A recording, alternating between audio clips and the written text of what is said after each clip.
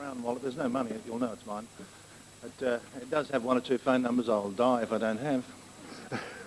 And I'd like to thank very much our musician for such a beautiful bell. I'm sure there's a wonderful history behind that. Okay, time to get on with the proceedings, and I know you're going to like this next bit. We're going to hear from Dr. James Hurtak. Dr. Hurtak is back in Australia, actually continuing some work that he was doing previously. He's been involved in this field for 25 years and has recently been to Egypt, where for the first time ever, radar was allowed down into the crypts. And we're going to hear all about that. Would you please make welcome Dr. James Hurtak.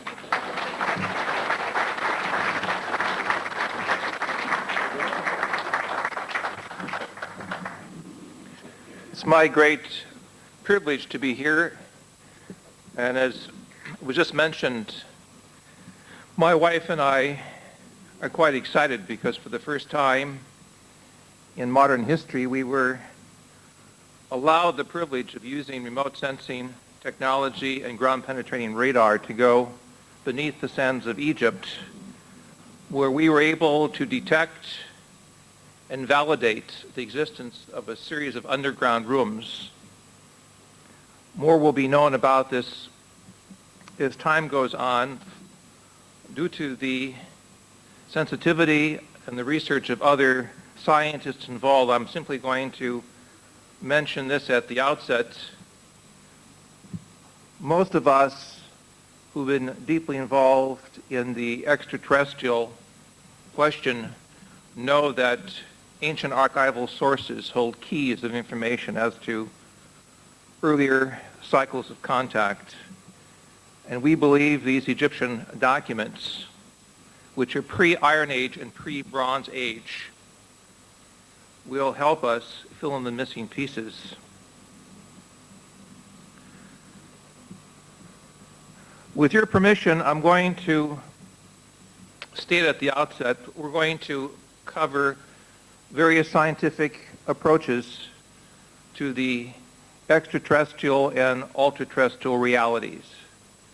Extraterrestrial here is defined as intelligence that's 2 or 3 technological evolutions in front of the human race that must work within its track of evolution, whereas ultraterrestrial intelligence is intelligence that has evolved into a energy state or a state of energy essence.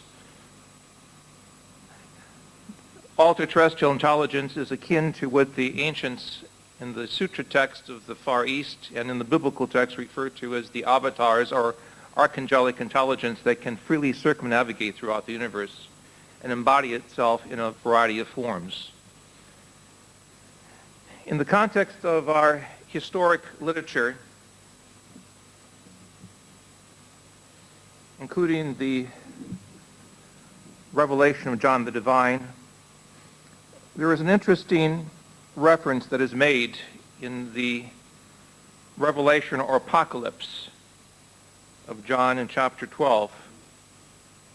Apocalypse here is the revealing of hidden knowledge, knowledge that is placed at the end of the eschaton, or the end of the age, connected with the appearance of other forms of the Godhead.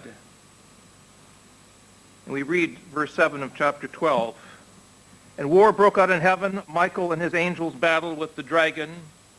And the dragon and its angels battled, but it did not prevail. Neither was a place found for them any longer in heaven. So down the great dragon was hurled the original serpent, one called Devil, or fallen mind energy, who was misleading the entire inhabited earth. He was hurled down to the earth, and his angels were hurled down with him. So if we look at the meta-language or the poetic description here, we see that there is not one form of intelligence, but the entourage of an intelligence in opposition to the archangelic force of Michael. If we read in the full context, genetic experimentation is taking place with the child that must go into the wilderness. If we read deeper into the Greek New Testament, it is very clear that this event sets the stage for the reappearance of the Christ figure, what some would call the cosmic Christ, reappearing with the angelic hierarchy.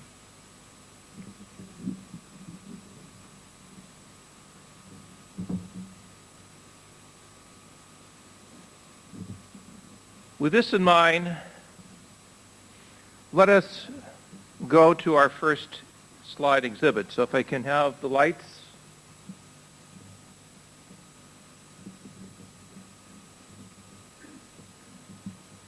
I would like to state that the views I present here are those of this researcher and do not reflect any international think tank, government agency, or research group that I may have been connected with, and represent a unique review of historic material from a spiritual, paraphysical perspective.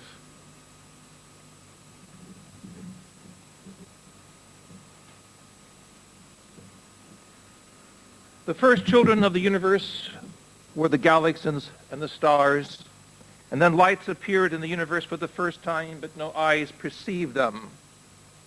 The void of space was without life, and then at some point, as the stars continued to form, and as the universe continued to age, new life appeared in the heavens.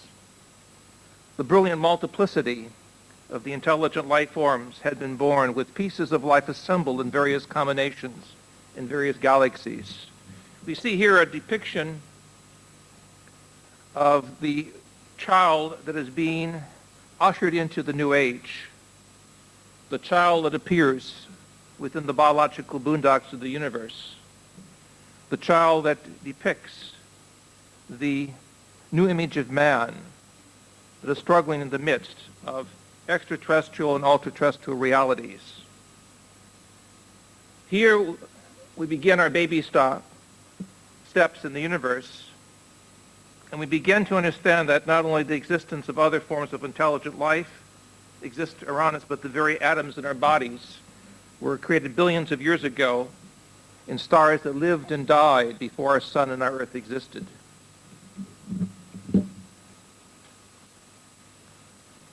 In recent times, we've seen the appearance of what could be called hyperdimensional spacecraft.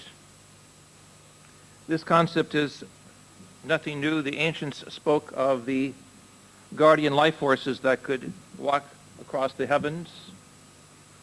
But in the context of recent missions, particularly by Colonel Philip Corso in his book, The Day After Roswell, this context of hyperspace navigation and the war in the heavens takes on a new meaning, suggesting that war is in great abundance in the lower heavens. And the business of warfare is truly a part of several extraterrestrial operations. We know from the Gemini 4 series as well as the Apollo that our American space probe were tracked by unidentified flying objects. We know through the work of Dr. Jack Kasher and others in re-examining some of the film footage from the space shuttle that there appears to be UFO realities that are not glass or ice particles. We know from declassified pictures of NASA AS 1470-9836 that there appears to have been other objects on the moon when our astronauts were there as observed by the orbiter. And we know through private conversation with several of the astronauts who were on the moon that it's about time people take inventory of the fact that we are in the midst of a parallel evolutionary system that is knocking on our doorstep. Now, Philip Corso, in his book, says something that at first glance seems incredible. I'm going to read to you a short excerpt from the project section, page 115. He writes, quote, among the Roswell artifacts and the questions and issues that arose from the Roswell crash, on my preliminary list that needed resolution for development, scheduling, or simple inquiries to our military scientific community were the following: image intensifiers, which ultimately became night vision, optical systems, fiber optics, super density fibers, laser systems, portable atomic generators, third brain guidance systems or EB headbands, particle beams, electromagnetic propulsion systems, depleted uranium projectiles, etc., etc. All of this, according to Corso, was given politely to the higher end of the chain of command through quote-unquote intelligent agents. And this information, particularly the new areas of science, were passed on to the major players of industry, later to be known as the military-industrial giants. I was interested in Corso's work because I had spent many years in German archives and was aware of the work of Dr. Richard Mita, who developed a discus-shaped plate approximately 42 centimeters with adjustable jets. And this system, which we see here on the screen, was so well engineered that within the cupola, or the cab, the pilot was able to accelerate at great speeds. Within 3 minutes of testing in February of 1945, this man-made space vehicle was able to reach an altitude of 12,400 meters. Now, this is one of a plethora of documents. Another deals with the thousands and thousands of patents that were brought to the West from Germany that dealt with advanced ramjets, exojets, or aeronautical jet-powered planes that made use of air as a propulsion mass, scooping it up by forward motion, modern wind tunnels, especially very modern wind tunnels that could produce speeds well above that of sound. These could be dismantled. One such system was brought to Britain. Infrared detection on rockets and jets. The Germans developed infrared night television using a network of ultra-sensitive thermocouples that would permit distant vision even through clouds. 4 advanced German jet fighters. In March of 1945, the Germans experimented with infrared thermocouples and advanced Messerschmitt 262 jet fighters. And by the end of the war, this plane could fly 1.3 Mach. So this is not ordinary experimental technology. This represents a whole category, literally boxcar loads of information that was brought suddenly to the West. I want to emphasize the next, which is the operation of what is called the Victor Schauberger hovercraft. The turquoise green color shows the disc operating in a way that allows for the medium and the vertical projection to be shifted outward into several chambers of the vehicle from its center section to the periphery. This occurs through alternating different directions of rotation. Important in this is the motion as part of the medium, wandering from one chamber to the other, allowing the vehicle to keep its direction of moving forward, and allowing the vehicle to accelerate continually without breaking its vibration and double rotation. The medium is here shown in a blue color. It goes from a tank suspended on the top of the whole object through the upward hollow axle into the chambers of the disc.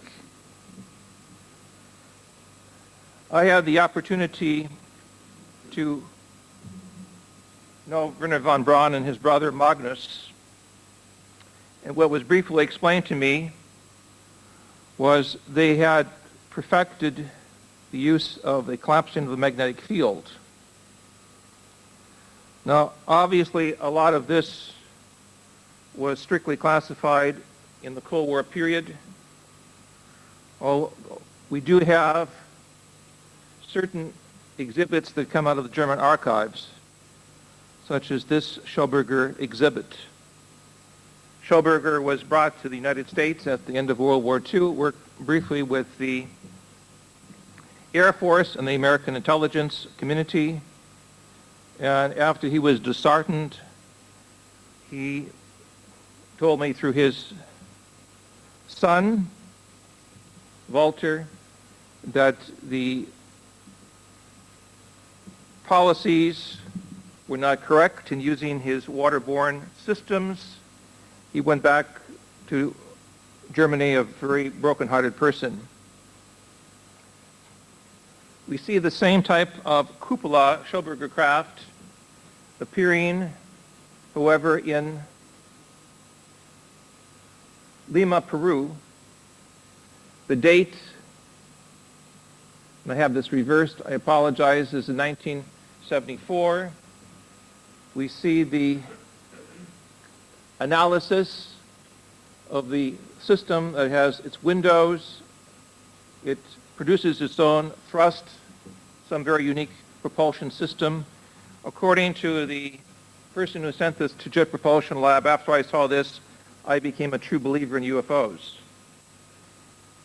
I'm showing this to show you that whoever took Schauberger up on his model was able to pilot it rather successfully, where several of these have been found all throughout South America.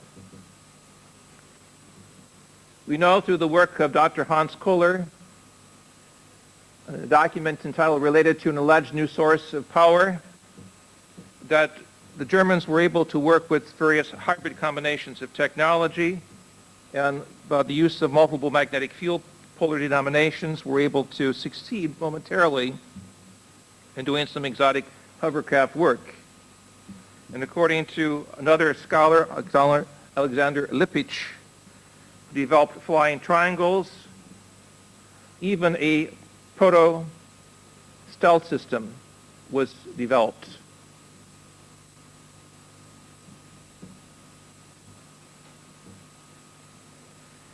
Finally, a whole category of what was called Honeyboo 1 and 2, craft that were armed for military action. Fortunately, the Germans ran out of materials at the end of the war. The question is, how does this technology appear suddenly in the hands of the enemy?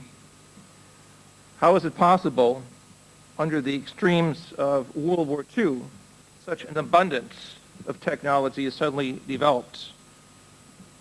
Was there, in fact, a contact made in the 1930s? My research has led me to believe that just as spacecraft came down near Roswell, so also spacecraft, alien spacecraft, came down in Germany, which was back engineered to a point that some proto-hovercraft could be developed, could be deployed. However, it came too late for the German side of World War II. I submit this as man-made ET technology. The fact that UFOs appeared over white sands where the German group from Pendemune was doing research in 1945, 46, and 47 is all the more interesting from the standpoint that some of the aerospace engineers claimed that they were watched over in Germany during the war.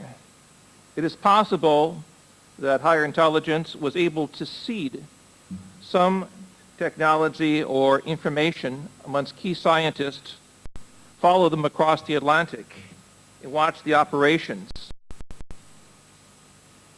It's also possible that other intelligence chose to make its appearance over white sands because there the multi-billion-dollar V2 program and atomic energy program were juxtaposed side by side and give the human race a warning that this was the wrong way to evolve.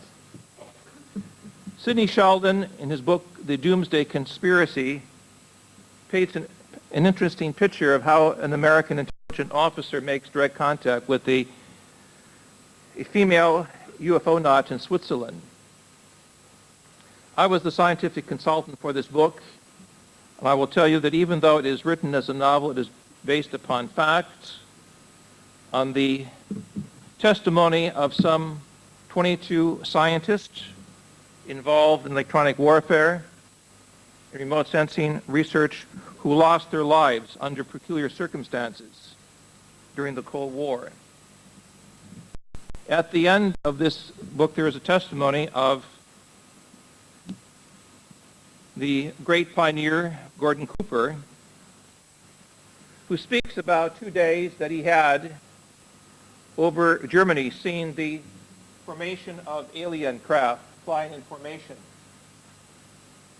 I think this is very important from the standpoint that a man of his caliber should also admit in the letter that he submitted that he was not permitted to go inside one of the crafts, but he knew that they existed in vast numbers, giving the impression that someone's Air Force was operating over our planet. And it was not the German Luftwaffe on Mars.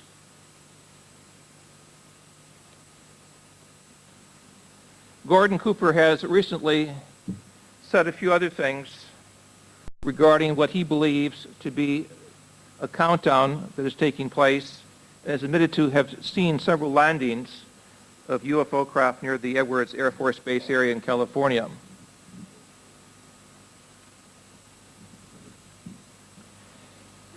We can put all of this together. We have a type of hypothetical U.S. structure of a multinational brain trust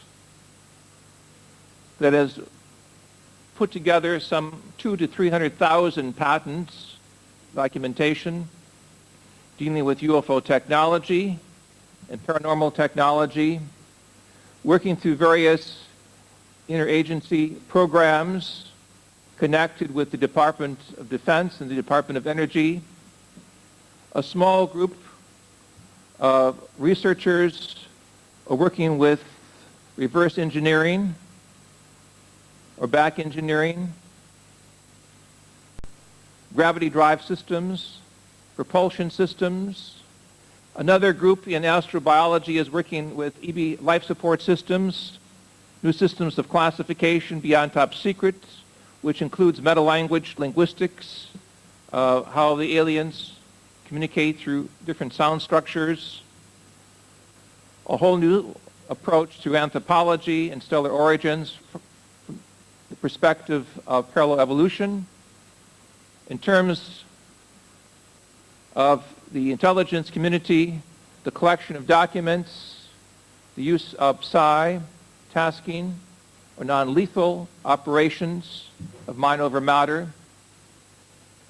In terms of countermeasures, certain programs of development in counterintelligence, in defense and offensive schedules, which make it very, very difficult for the average person on the street to know what is really taking place. Is it all plausible deniability, or is there a high-level operation security taking place? I can assure you from my research in talking to several Russian cosmonauts and American astronauts that we have been an object of curiosity by several extraterrestrial civilizations, four of which are working literally on the surface of planet Earth, one of which is responsible, in my opinion, with some of this unusual military technology that was passed on to Germany prior to Roswell.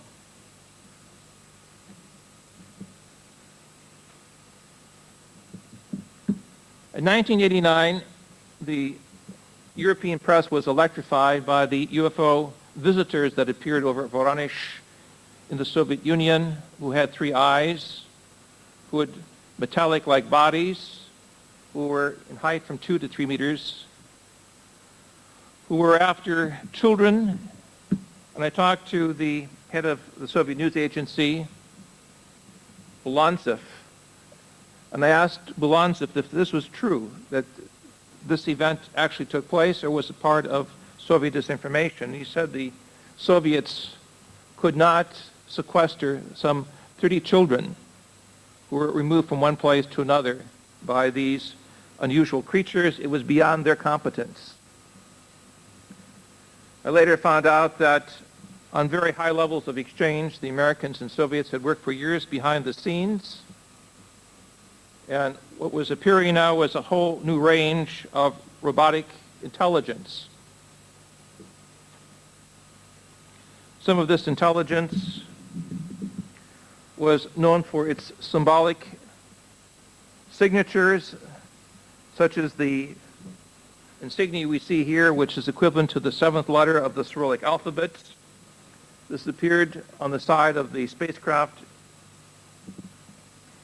in 1989, but also in 1983 at Ragione Chizza, in 1967 in Spain at San Jose de Valderas, and more recently over the Gran Canaria Islands. This symbol is of great interest because it is suggesting that multiple operations are taking place on a symbolic level to call our attention to historic archives of information. Thus, if we look back to ancient records, spiritual tradition, religious records, esoteric teachings, with some of these meta-linguistic symbols, it is possible for us to obtain what could be the proper motivations. A planetary base of operation in the Gran Canaria, for example, scientific exploration in various parts of the world, such as the Soviet Union, the gathering of genetic materials from children in South Africa, social engineering that is being done directly or indirectly.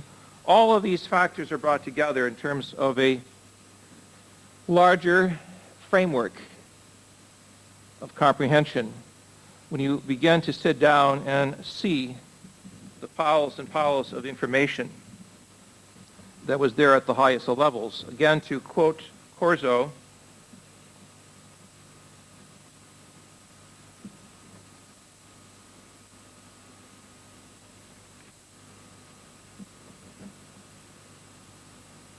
he speaks of how he went to Werner von Braun, who was there on the scene regarding rocketry, and how he confirmed his suspicions with John von Neumann and others, suggesting that there was high levels of interpretation on the EB technology. He writes, "What protected the creatures from the tremendous G-forces that would have had to have pulled in any conventional aircraft?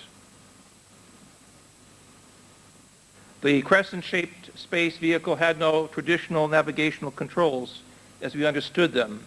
There were no control sticks, wheels, throttles, pedals, cables, flaps, or rudders.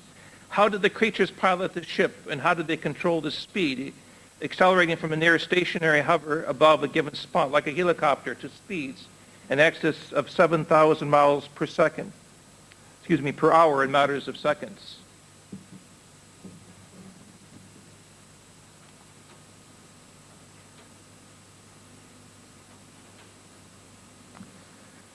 In my training in ancient languages, I had the opportunity to work with the Ebla text, which are text written in ancient Akkadian and cuneiform, writing found in the mid-70s in Syria.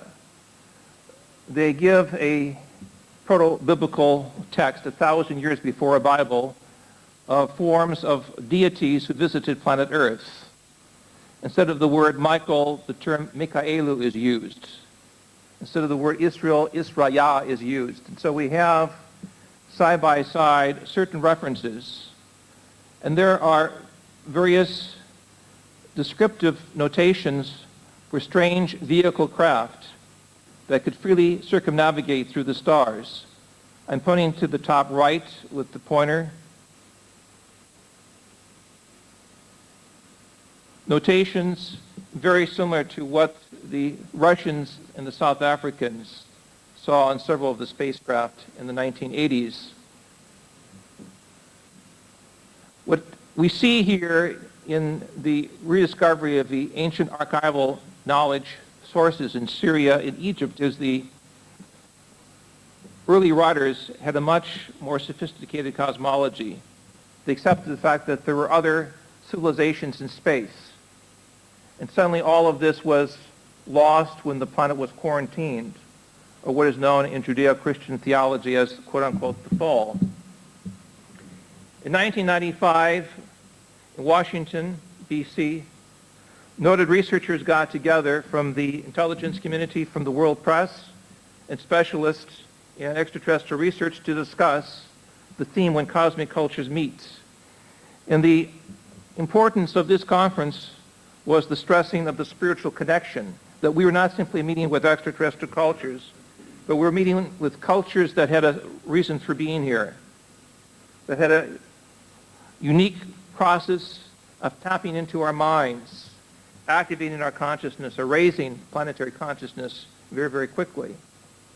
And it was felt by the majority of the participants that we were going to go into a tremendous acceleration very, very soon. A time of great miracles, a time of great advances. This, strange as may seem, would be in opposition to the military scenarios and the great tragedy of the 20th century. If we look back, even in South American text, we see that there are statues in Peru and in Brazil that speak of visitors that had a pneumatic rocket system they brought with them. You can see the rocket-like packet on the back, the staff, the rather grotesque nature of the face. On the other hand, there were those statues that were found of beings that had elongated heads, that looked very Egyptian-like. These were connected with what the Indian populations call the ancient ones of the elder brothers. Some that were seen in present times were from the system of Sirius. They were called Syrians, or from this particular system. The Africans had other names referring to the Nomo people, the star people. These had a special propensity for gathering knowledge and watching the various cultures, and had told the Indian peoples that they had to hide their families if indeed war would develop by the little brother in the north or the termite people. They had felt that a great time of change was coming, and that those who had destroyed their cultures would come to the end of their cycle very, very shortly by their misuse of technology.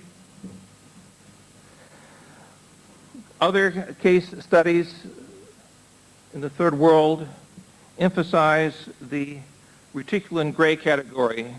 Here we have many of the smaller aliens which usually are present in abduction cases. Their color is an off gray or gray. They lack hair during most appearances. They have been known to seize males and females, which they use as initial specimens for hybrid testing and for the creation of a hybrid race. There are no earlobes or flesh extending beyond the apertures on each side of the face. The mouth is small or a small slit, going back some 4 inches, which appears not to function as a means for communication or for food digestion. There is no phallus or womb as we know it in human existence. The absence of sexual organs suggests that some of the aliens reproduce by means of cloning or through some other unknown means. They appear with a dominant commander. The information here is from the tribes in the northern Amazon as well as from the Zulus in South Africa. They speak also of the big grays, which largely represent what appears to be hybrid Adamics, who communicate through telepathic means, or what we see here is triangles over the eyelids, or what appears to be certain geometries. They cause things to levitate by the power of the mind. They have been known to intercede when there is a problem among the grays or in gray human relationships. They communicate through the eyes and are most helpful in terms of physical ET intelligence. Their skin is unique, very much like a soft plastic. Now there are several categories of grays, but usually the big gray or the commander stands out as an authority figure with a humanoid body. According to several of the natives I talked to, he can hold his hands and legs straight out. He's clearly different from smaller gray aliens who are also present. He holds his head upright from the body, and he has the ability to work through different types of light signals. There appears to be a code system by virtue of the way the eye geometries are coordinated with necessary functions during medical experiments. According to Lama Govinda, who I talked to in 1976, who was visiting the Hopis, there would come a time that there would be a struggle between the various alien races in space, and a small people would come to Earth very grotesque, who would mutilate animals and people. At that time, the Hopis would recognize this was the end of an age, for a man with a tall peaked red hat would appear from the east, when the iron bird would fly in the sky. At that time, the Indians would collect their horses and prepare for vast turbulent changes, environmental changes of vast proportion, almost to the point of biospheric collapse would take place. When I talked to Lama Govinda in 1976, I didn't realize that the so-called small grays and big grays would be so ubiquitous. I would come across it in so many different cultures. But they represent one of the largest categories of the more than 54 extraterrestrial races that my associates have documented. The most negative being what we see here as the insectoid gray, with the small mouth and the wraparound eyes. According to the Zulus, these are small beings up to 1 meter in height who materialize and dematerialize rather quickly. In the Amazon, there is another category called the Nabas. These are small alien grays seen on many occasions in the upper Amazon, particularly between the Brazil and Venezuelan frontier. They have the external skeletal form for the most part, and they seem to express deep sadness and compassion.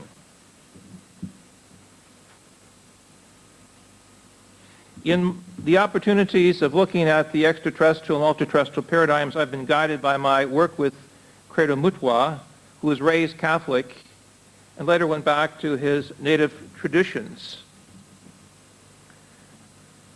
In the mid-1980s, I did a documentary with him on the different categories of alien intelligence.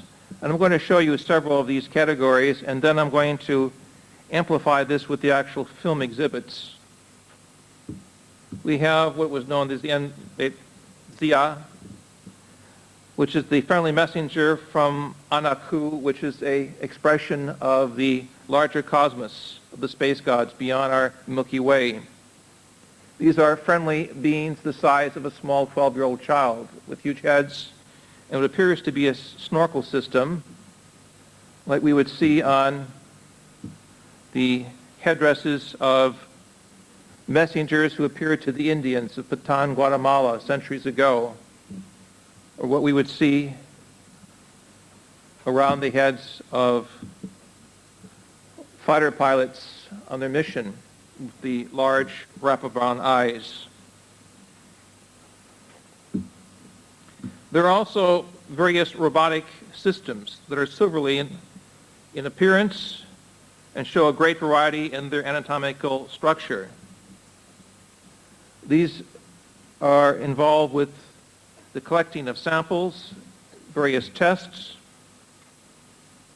and one is known as the chimney, which is a metallic creature that very much looks like a robot that moves on a platform. We can go now to the first exhibit, the first film exhibit from Mexico. Again, this is a document that cannot be filmed.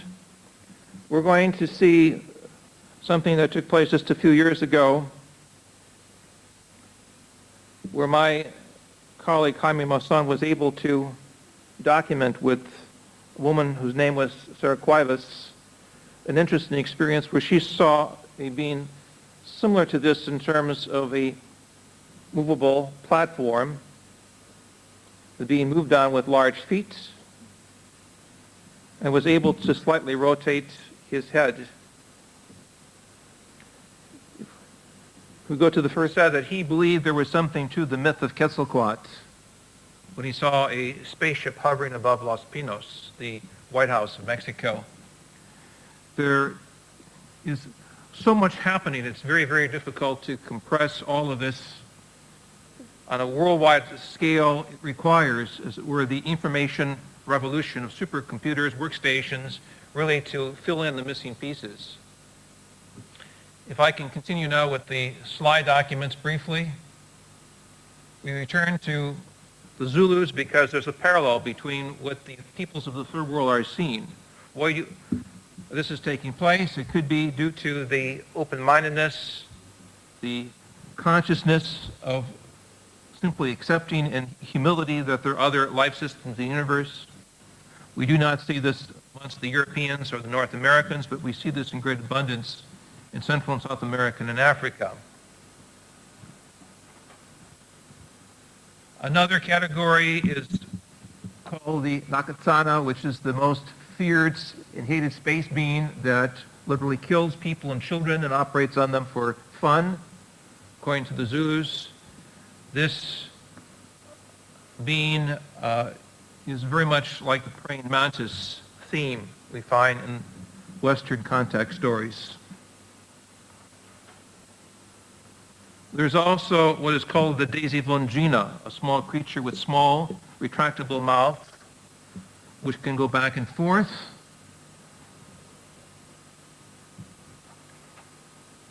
We have also what is known as the Mapusana, which has pink skin and blue eyes. This intelligence is used to seduce human subjects, to find seed material from human beings, who are then taken to a place for experimental mating. The female, as to say, the human female is forced to give up her child after so many weeks of incubation. Again, all of these themes seem right out of science fiction until you realize in the folk literature and tradition there is a place for them as there is in the ancient Akkadian and Sumerian script for the experimental deities. I would like now to speak of the mahungarugas, which are beans similar to the rods that Jose Escamillo has documented from New Mexico and the United States. These are rod-shaped forms of intelligence from 14 to 24 feet in height. They can travel at speeds of 2,000 to 3,000 miles per hour, and they resemble in their spiral gymnastics flight patterns akin to those that have been observed and documented not over New Mexico and Arizona, but also in the labs of researchers, village labs in Phoenix, Arizona, working with U.S. military intelligence. These could be called also interterrestrial in that they go underground. They simply appear near the Indian reservations. And according to the Indians, this is the revolt of the insect gods. They're trying to tell us that we're destroying Mother Earth. Mother Earth is crying, for they have the ability to fly, intercept our planes, even tag the tail of our jet crafts. This has confounded our military experts, who are somewhat sheepish, admitting that their military budgets do not give them control of our airspace. We also have on the grotesque side what is called the reptilian man. They are called in some parts of Africa Bahungateka. They have been seen in South America. I have talked to several tribal leaders who describe them as follows. They are very tall with olive green or green skin color. They're also very curious and extremely sensitive. They have been seen on many occasions in the Botswana frontier region. They are not gray, they are not Adamic, they are not Nordic, but reptilian. And the Africans have a ritual they go through to call upon certain of the smaller deities to protect them from the extremes of these experimental or lower god forms, referred to in Arabic literature as the jinn, or those who come from the smoke that appear and suddenly disappear. So if we can go to the second document, the second video document. Be used without severe legal penalty, but I want to show it to you in part of the process of orientating people to prepare for the coming of the small ones, called in the African language Daisy Blongina. So if I can have document number 2. We're going to expand the paradigm from Egypt all the way down video document East Africa.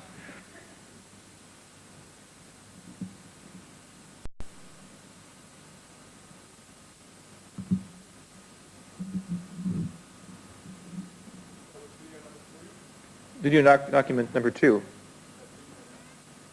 It should be Zulu shamans and priests is based upon the Egyptian model. Again, I repeat, the expansion of the Egyptian heritage through the Sudan, through Ethiopia, all the way down to East Africa.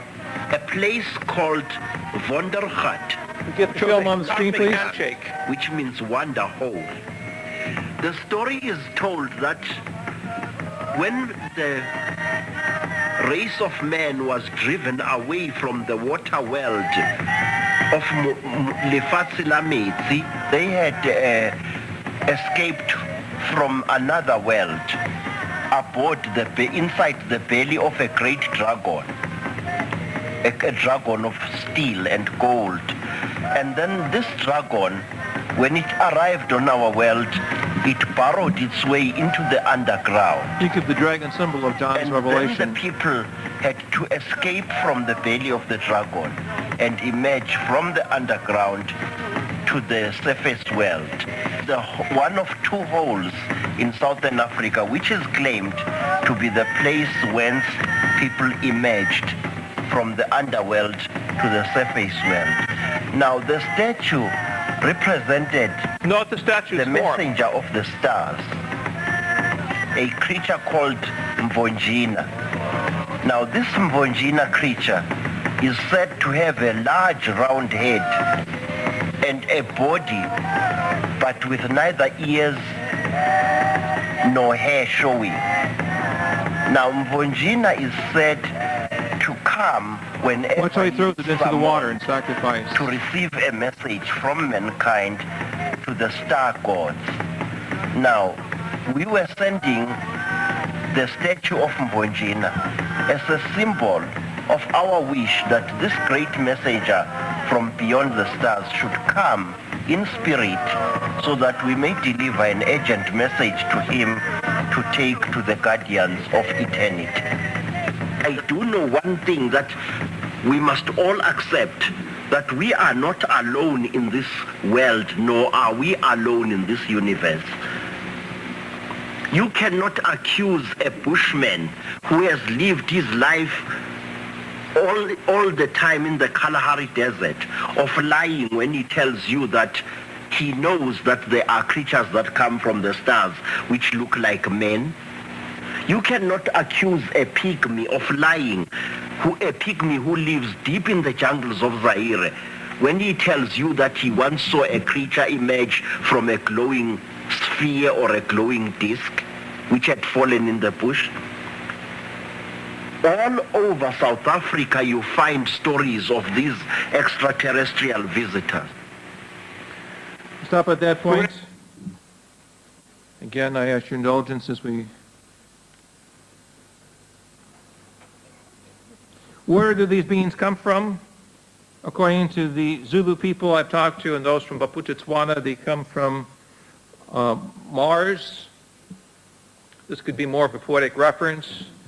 One time, according to their tradition, there was a great war. The planet lost its atmosphere. The survivors made their way, and those who had been disfigured went underground and are still carrying the context as if to renew their genetic seed. They require human precious materials. We see here one of the documents on the surface of Mars from the Elysium Quadrangle showing the major and the minor pyramids. In the early 1980s, I was privileged to be here in Australia where we released for the first time the documentation from the Mariner 9 and Viking 1 and Viking 2.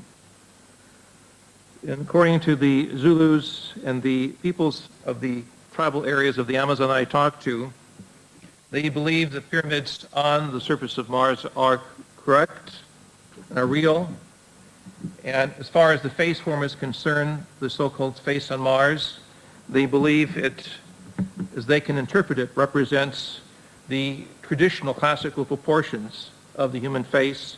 It represents, as it were, a model of a civilization that was lost. In 1973, as some of you know, I had a higher consciousness experience. I wrote a book called The Keys of Enoch. Within this book, there is a plate of the Sphinx. You note that the face is quite similar to that which was found by Viking in 1976 on the surface of Mars. We see also that there is a tubular opening within the body of the Sphinx. We have now discovered through our use of radar and ground-penetrating radar in Egypt that there are several rooms and extensions that connect with the interior of the Sphinx. This is suggesting, as the book entitled The Keys of Enoch is telling us, that if we put the missing pieces of civilization together, we will see that perhaps the pyramids and Sphinx-like face in Egypt, called in Arabic Al-Kahira, or Mars, represents a story of a true movement across the local heavens from a sister planet. We will soon demythologize in the next series of probes to the Martian surface. We know, for example, that when private studies were done at Jet Propulsion Lab, my colleagues were able to focus on the bisymmetry of the face and what appeared to be a long-standing platform on the right-hand side of the face. I'd like to go to the next film exhibit, which was the breaking of this story in Australia in the early 80s. So if we can move to the next. The great pyramids of Egypt have mystified Many can't believe their only role is a tomb for ancient pharaohs. Rather, it's been suggested they have an unproven link with outer space. But perhaps man stumbled on that link 12 years ago on the planet Mars. That's when NASA's space probe Mariner 9 was mapping the surface of the red planet. It sent back this astounding photo only recently released. It shows strange pyramid formations, the largest estimated at more than 1 kilometre high and geometrically regular, as if built by intelligent beings. The director of the US Academy of Future Science, Dr. Jim Hurtak, will present his findings on the pyramids to the Vision 85 conference in Sydney next month. But organiser Gary Wiseman says better photos are yet to come. Yes, to go with the pyramids, we even have what appears to be a sphinx head staring into space, 1.5 kilometres long, and near the southern polar region there is what appears to be a city in ruins. As well, the conference will be told of amazing similarities between the Martian pyramids and those here on Earth. Bill Payne, Eyewitness News. Last month here in Eyewitness News, we showed you strange pyramid formations discovered on the planet Mars by the American space probe Mariner 9. Now, even more startling photographs, this time from the Viking 1 mission. They're in Australia with an American scientist, Dr. Jim Hurtak, who's made a study of man's future in outer space. It's incredible even to think that life once existed on the now barren planet Mars. And many viewers were astounded last month when we showed these pictures taken by Mariner 9, showing a pyramid formation on the red planet's Elysium Plateau. Now Dr. Jim Hurtak is here as part of what he calls a controlled release program designed to ease our culture shock. With him, he's brought photographs taken by the Viking 1 space probe to Mars, showing what appears to be a human face staring into space. Some 1.5 kilometres long, the Sphinx-like head sits in the planet's Cydonia region. The Viking photo has been the subject of major behind-the-scenes research by NASA and people like Dr. Hurtak, who believe the only answer is for man to visit the planet. We have to go back and take a look to resolve this once and for all. And I, as an information scientist, will not be satisfied until my colleagues can stand at the base of the pyramids in Elysium or the face of this unusual face-like artifact in Cydonia and tell the world, yes, there is a link. We are not alone. And that will be the new page of human history, in my opinion.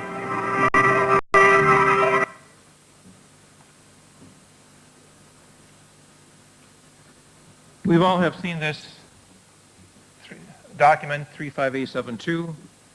What we haven't seen is the model that was put together privately by several NASA researchers to look at the distance between the face and was a cluster of pyramids some 6 to 9 kilometers southwest of the face.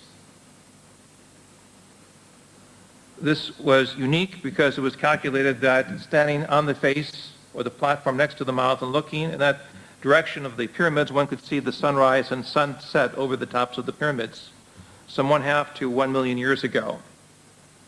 So is this a freak of nature? The supersonic winds form faces with perfect eyeballs, bifocal systems, a hairline that looks Egyptian. Of course, all of this is part of the mystery of why there are black budget programs. In our work in Egypt recently using lasers, we examined the trajectory of the 3 pyramids with respect to the Sphinx and discovering a whole series of underground roads, of which there were 6 running from the Sphinx through the 3 pyramids. It was found that there was, should we say, a vast structure of rooms that could hold clues to why this was the 7th wonder of the ancient world, why the Arab historians connected with Mars, why the Zulus speak of their ancestors coming from the planet Mars, why in the tradition of the Kabbalah, the science of the many universes, the fallen angelic is connected with the wars of Mars. So we've reached a point of demythologizing through new breakthroughs in technology. And with our work in 1977, we were able to put lasers into these so-called star shafts on the sides of the pyramids and show that at one point of time, the Great Pyramid did connect not only with Mars, but also with 3 major stars in the belt of Orion. According to the ancient texts, these are regions from which the star gods would reappear sometime at the end of the human cycle. Well, we have seen in 1989 what happened with the Russian Phobos probe as it went into suborbital insertion. All of a sudden, the probe was lost. Deep Space Network Tracking by Jet Propulsion Lab was not able to help the Russians, but privately they admitted later that this unusual elliptical shape, some 26 kilometers long, some 16 miles, intercepted what they believed to be their probe, signaling some other form of extrasolar intelligence was in our environment.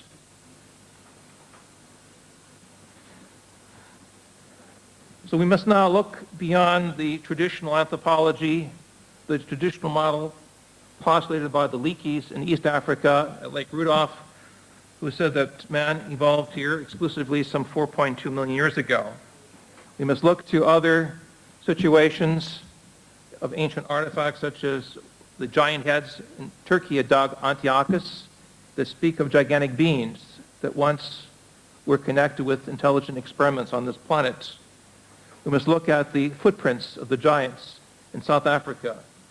Here we measure one that is 69 centimeters wide, 18 centimeters deep, 1.54 meters long. Now this was examined by researchers at CSIR in South Africa, geologists who said that these were a series of footprints that were made before a cataclysm heaved them up into a vertical position. There are other footprints in Hungary, in Sri Lanka, referred to as the footprints of the Buddhas or the gods.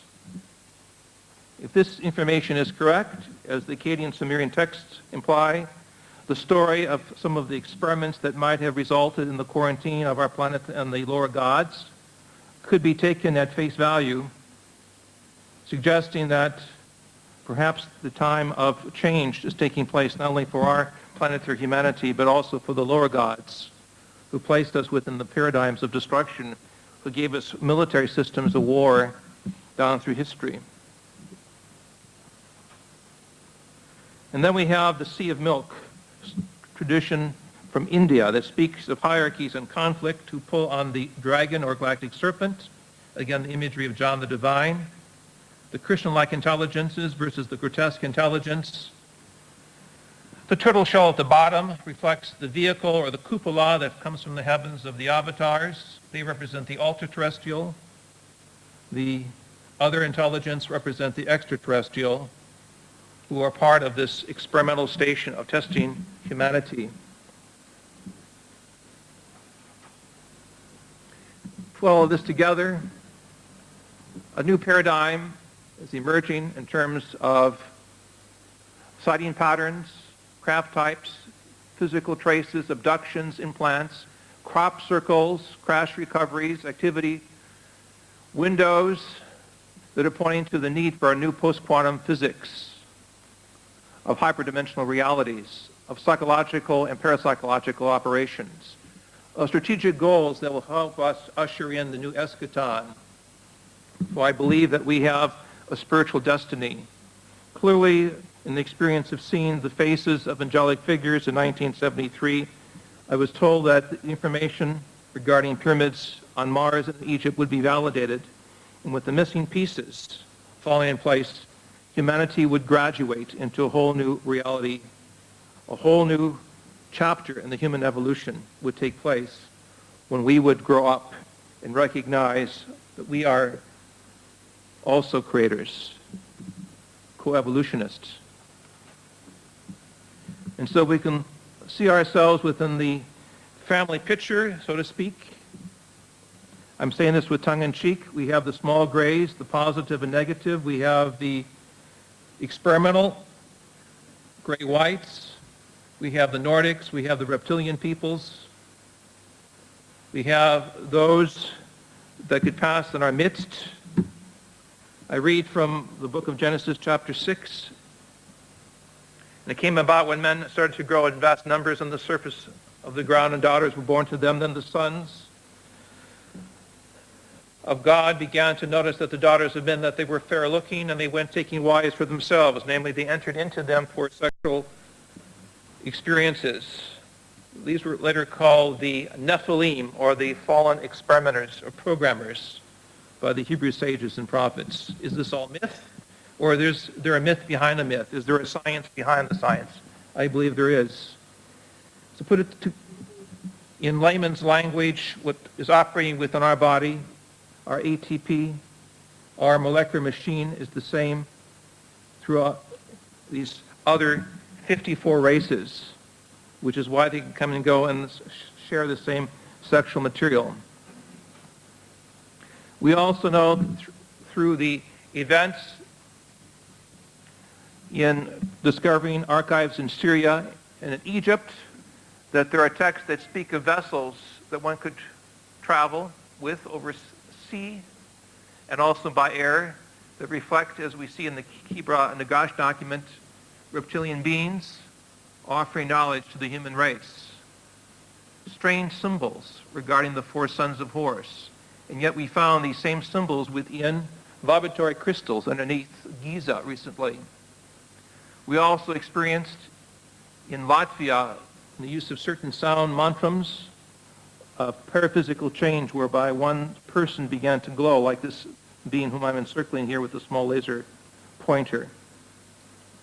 This appears to be part of a Homeric code system that is linked with why the intelligence is flying over the pyramids of Mexico, of Egypt, and other parts of the world, even Stonehenge, to call our attention to areas where the whole experiment of evolution began tens of thousands of years ago.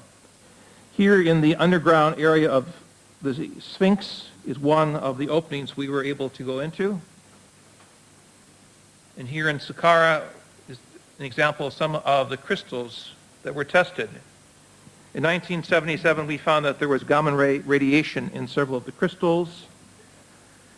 In 1995, Japanese and French scientists found that there was radioactive trace materials underneath the Great Pyramid. Why is that information there? As if to say that at one time possibly there was a war in space or fire dropped from the sky, as we read in the story of Sodom and Gomorrah, and the byproducts were brought to the pyramid, which was an archive for the storage of information. We found also in Hungary recently that there have been strange crop circles with radioactive characteristics. Here we see military from the Hungarian police that appeared with Geiger counters talking to the speaker and other colleagues. When we were in the fields, the crop circles took place. In one of the chapters of the Book of Knowledge, Keys of Enoch, we are told that we should be prepared for the coming of so-called circular patterns, what is called time arcs, what is called round numbers, fire letters in the cosmos of time arcs. And in this context, 1973, Stonehenge is mentioned as one of the places where these strange fire geometries or crop circles will be found. Of course, you know what has happened since that time. 1973 and 1991, this strange name appeared in the fields near Milk Hill. The name is a variation of Amenhotep, which is the ancient Egyptian word for Lord Creator. Professor Michael Green, a linguist at London University, analyzed this code system. And here I show you the Keys of Enoch, key 216, that speaks of Amenhotep. Speaks of the energy transcription that will happen with the crop circle or the round numbers. This was in 1973. So when British intelligence brought this to my attention, I was electrified, because here we have a precise revelation taking place in our midst. A whole new language is being taught to us, not simply one cipher on the side of a spaceship that lands near Voronezh, Russia, or the islands known as the Grand Canary Islands. But here we have an actual code system of geometries connected possibly with acoustical or musical keys that will help us prepare for contact with other worlds. We've also had, through declassified documents, hand drawings of strange beings with large noses, gray skin, Egyptian-like headdresses that visited several of the American military bases. Are these the Egyptian guardians or guides coming back? Is this what anthropologists call the myth of the eternal return, where the guardians or architects suddenly appear on the scene? What's taking place? Again, this is something that Robert Dean will address. There is so much that has been covered up in the last 50 years that Admiral Lord Hill Norton was fuming that he was out of the loop with respect to what was really taking place. But it appears that we have been visited by groups from 4 different independent civilizations in space who are vying for our attention, who are offering us military technology. And now we must make the decision, like the people of Israel, to worship the golden calf or grow up and realize the divine spark is within us. And that is the lesson of the Christ. Even in Brazil, colleagues working with the Air Force have noted these strange light objects, superluminal disk, that are not extraterrestrial but ultra-terrestrial, that can divide in some 24, 36 pieces and come back together, like one jigsaw puzzle. The former head of the Department of Foreign Affairs and the president of Petrobras, Jose Silva, was on one of the planes when he actually saw the objects around the plane light up the interior so that it was like daytime inside the plane, and confessed to a news conference when he got off the plane in May of 1986 that higher intelligence is preparing the world for vast contact. We see from declassified documents from the Freedom of Information. Well, we see what requires better eyeglasses, that there is evidences of superconductors, magnetohydrodynamic systems, and space metal retrieved in the jungles of Brazil. Who put it there?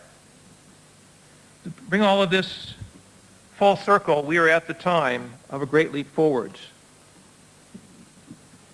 We are seeing vast changes take place in our midst. We are seeing, in essence, behind the extraterrestrial and ultra-terrestrial paradigms, a design science revolution taking place. I repeat, a design science revolution. As photosynthesis was a fabulous design science revolution of its time, it was the first industrial revolution on a micro scale. And what it did was to totally transform the early Earth environment from a hostile planet to this biosphere, which we've now inherited. That is only one type of illustration of how the system reaches a limit. One begins to look for that which is being put forth by that limit. Another analogy is that when oxygen is fed into the system, namely the process of photosynthesis, it was deadly to single cells who were unable to assimilate oxygen.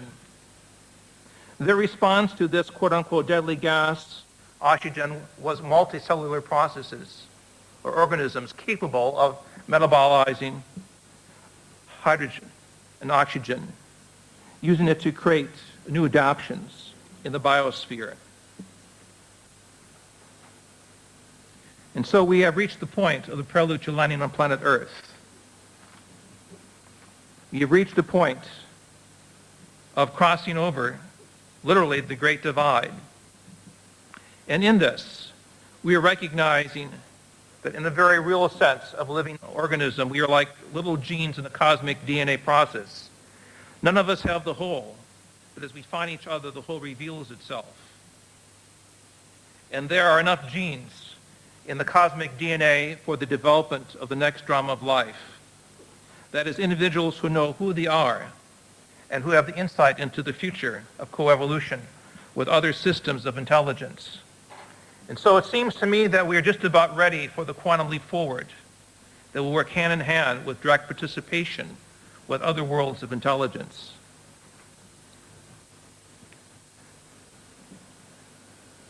I know our time has reached a closure, but if we have just 2 more minutes, I'd like to show you the final video document, which is the ultra-terrestrial vehicle that appeared over Tepoztlan, Mexico. My colleague, Carlos Diaz.